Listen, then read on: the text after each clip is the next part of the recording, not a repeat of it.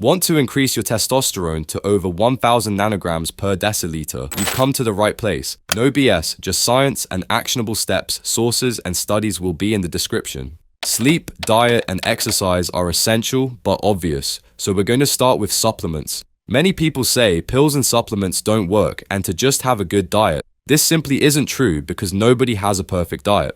Many testosterone boosters are fake, but there are absolutely supplements that will increase your testosterone. To optimize testosterone, you should take 5000 IU vitamin D, 5 mg of boron, 3 to 5 grams of creatine, 200 mg of magnesium, and 15 mg of zinc. These supplements have no negative side effects and are naturally in the food we eat. Take magnesium at night for improved sleep, and timing doesn't matter for the others. Some other supplements are ashwagandha, tonka ali, and fenugreek, which should be cycled 1 month on, 1 week off, due to their steroid-like effects. Supplements are good, but xenoestrogens are testosterone killers, so avoiding them is very important. These chemicals are synthetic estrogens, which is why they lower your testosterone. Avoid plastics whenever possible and prefer to purchase food in glass containers. Never microwave food with plastic, as this leaches xenoestrogens into your food. Cook with steel, copper, or cast iron pans, never non-stick pans since they contain BPA, a potent endocrine disruptor. Also, don't touch receipts, as the coating contains extremely high levels of BPA.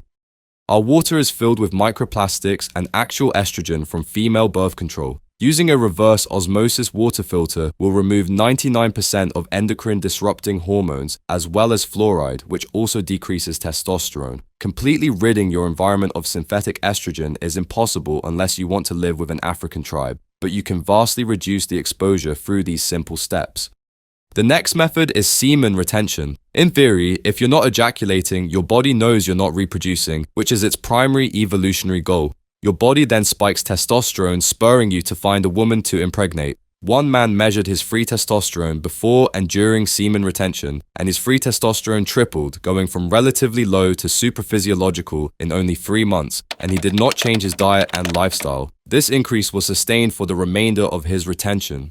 A study on rats showed that frequent ejaculation decreased androgen receptor sensitivity, making their testosterone less effective, which highlights the dangers of ejaculating too much. Note that semen retention means not ejaculating at all, not even during sexual acts with a partner. This will be hard to implement, but the benefits are extremely powerful if you can conquer your sexual urges. The next method is red light therapy for the testicles.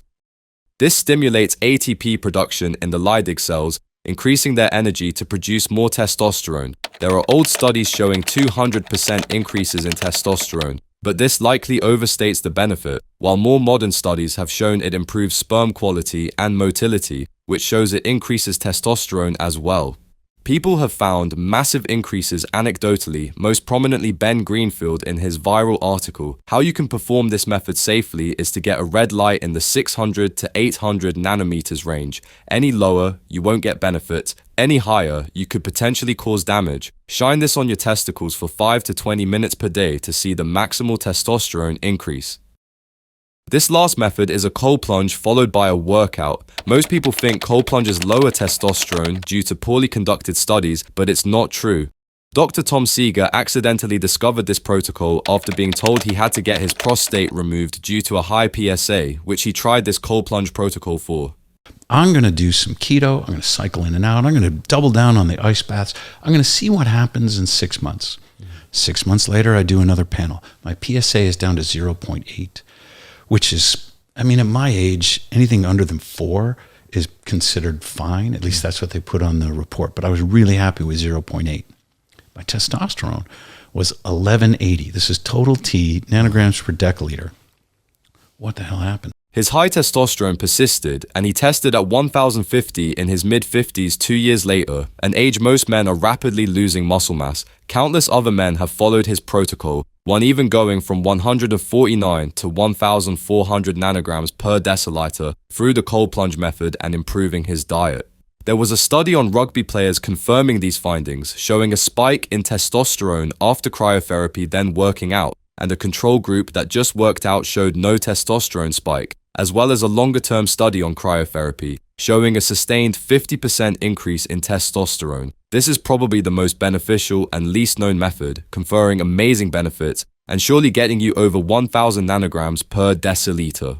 I hope this guide was useful and everyone here gets to 1500 nanograms per deciliter naturally. Studies and additional resources are in the description.